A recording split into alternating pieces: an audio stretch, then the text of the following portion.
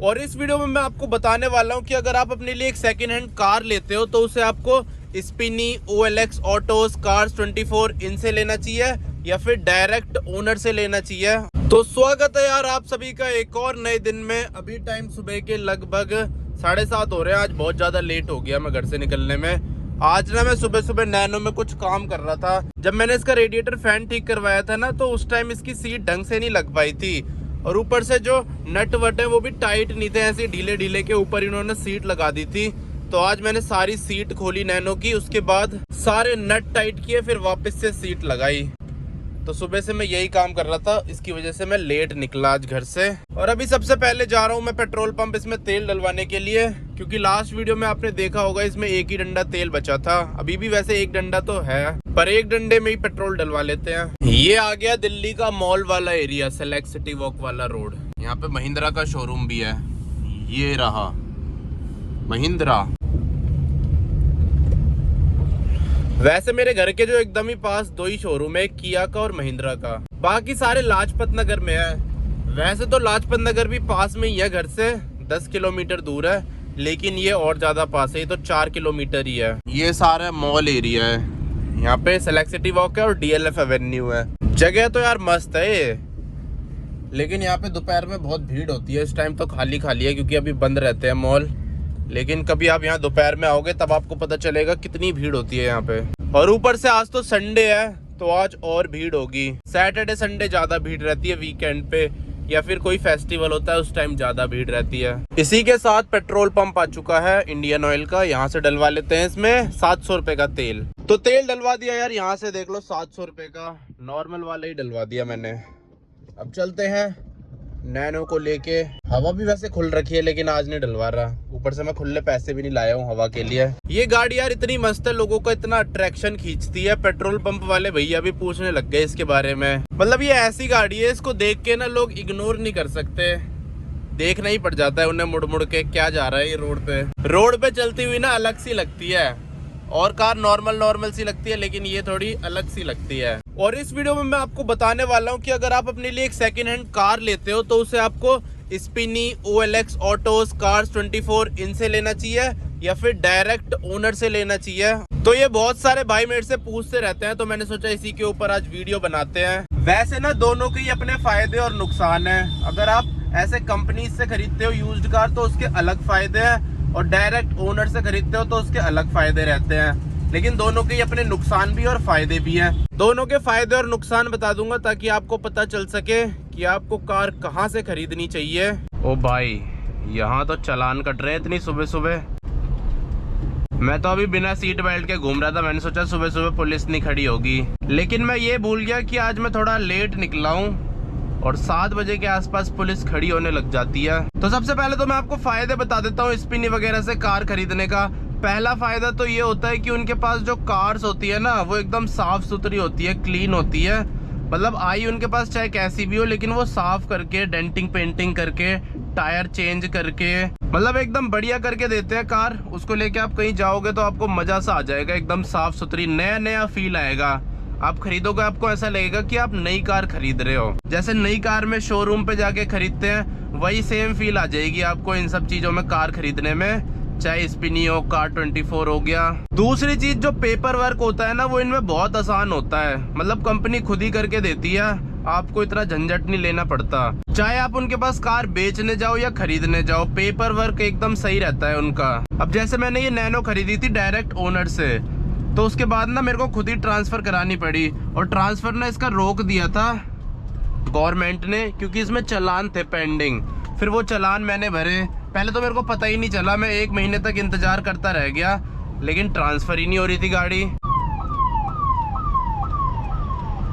Ambulance को निकलने देते हैं। हाँ, तो मैं बोल रहा था कि ट्रांसफर ना मेरी गाड़ी का रुक गया था, 1 महीने तक वो रुका रहा, होल्ड पे रहा। फिर जब मैंने RTO जाके पता किया तब पता चला कि चालान की वजह से रोक रखा है। फिर चालान मैंने भरे, उसके बाद ट्रांसफर हुई है गाड़ी मेरे नाम पे।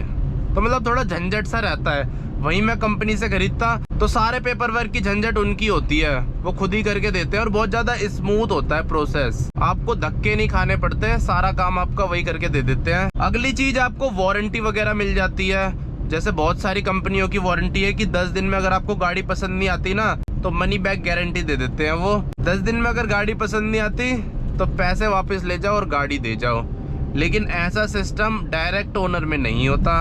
उसमें तो एक बार खरीद ली तो फिर वो आपकी है, चाहे कैसी भी हो। चाहे उसमें कुछ खराब हो जाए, अगले दिन ही खराब हो जाए पूरी गाड़ी, अगले दिन गाड़ी बिखर जाए तो सब आपके ऊपर आ जाएगा, वो आपको ही कराना पड़ेगा।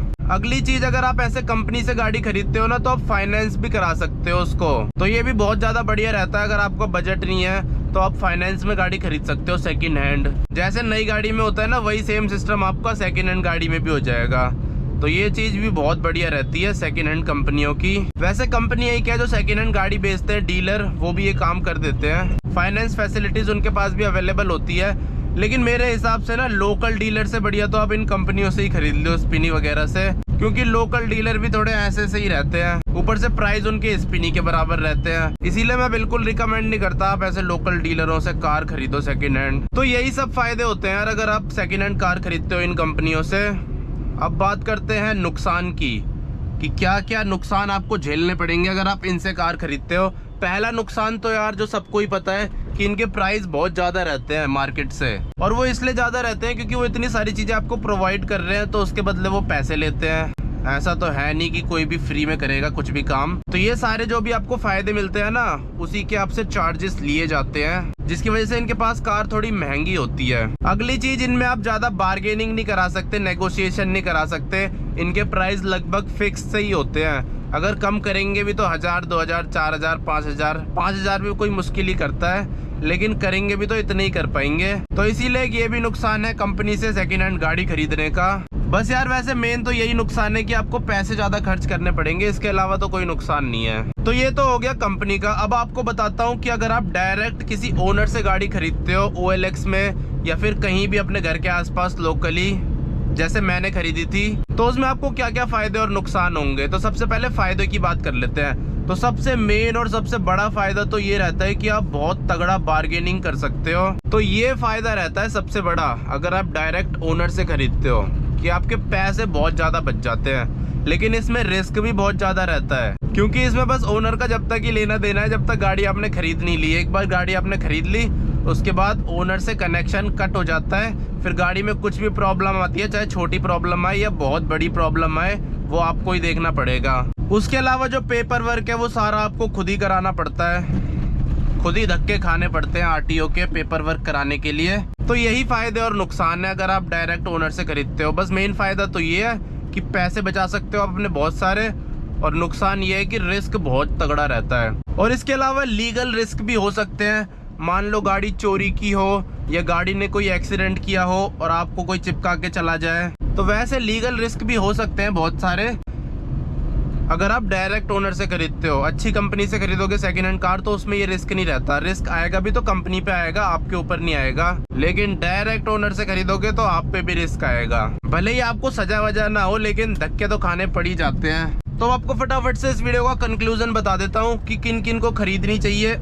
तो फटाफट से ना आपको कंक्लूजन बता देता हूँ इस वीडियो को, कि कंपनी से सेकेंड हैंड गाड़ी किन को खरीदनी चाहिए और डायरेक्ट ओनर से किन को खरीदनी चाहिए। तो अगर आप एक फर्स्ट टाइम बायर हो ना, आपको कार के बारे में इतनी नॉलेज नहीं है, तो मेरे ख्याल से आपको सीधा कंपनी से ही खरीदनी चाहिए सेकेंड हैंड कार। थोड़ी महंगी मिलेगी आपको, थोड़ी नहीं वैसे बहुत महंगी मिलेगी, पर यह है कि पीस ऑफ माइंड रहेगा, आपको ज्यादा झंझट में नहीं फंसना पड़ेगा। जो प्रोसेस है गाड़ी खरीदने का वो बहुत ईजी हो जाएगा आपके लिए। लेकिन हाँ, अगर आप एक्सपीरियंस्ड हो, आपको पता है गाड़ी कैसे चेक करते हैं, तब तो आपके लिए डायरेक्ट ओनर से खरीदने में ज्यादा फायदा रहेगा। उससे आप अपने बहुत सारे पैसे बचा सकते हो, जिससे कहते हैं बहुत सारे। और हाँ, एक और नुकसान याद आ गया मेरे को डायरेक्ट ओनर से खरीदने का। तो डायरेक्ट ओनर से जब आप गाड़ी खरीदते हो ना, तो आपको ढूंढना भी बहुत पड़ता है। लेकिन आप कंपनी से खरीदते हो तो आपको ढूंढना नहीं पड़ता ज्यादा, आपको इजीली अवेलेबल हो जाती है गाड़ी। नैनो जैसी गाड़ी तो अवेलेबल नहीं हो पाएगी। नैनो जैसी गाड़ी तो कोई डीलर रखता ही नहीं है जल्दी से, ना लोकल डीलर रखता है ना ये कंपनी रखती है। तो एक ये भी फायदा रहता है, अगर आपको जल्दी में कार चाहिए तब भी आपके लिए ये स्पिनी वगैरह कार 24 ज्यादा बढ़िया रहेंगे। और अगली चीज, अगर आपको गाड़ी फाइनेंस करानी है, EMI पे खरीदनी है, फिर तो आपके पास कोई ऑप्शन ही नहीं बचता, आपको कंपनी से ही खरीदनी पड़ेगी, क्योंकि डायरेक्ट ओनर से आप फाइनेंस नहीं करा सकते। तो इसीलिए अगर आपको किस्तों में खरीदनी है फिर तो आपके पास कोई ऑप्शन ही नहीं है। आपको कंपनी से ही खरीदनी पड़ेगी सेकेंड हैंड कार। तो आई होप आपको पता चल गया होगा कि आपको गाड़ी कहाँ से खरीदनी चाहिए और कंपनी से खरीदने के क्या फ़ायदे नुकसान है, डायरेक्ट ओनर से खरीदने के क्या फ़ायदे नुकसान है। अब देख लेना आपको जैसा ठीक लगे।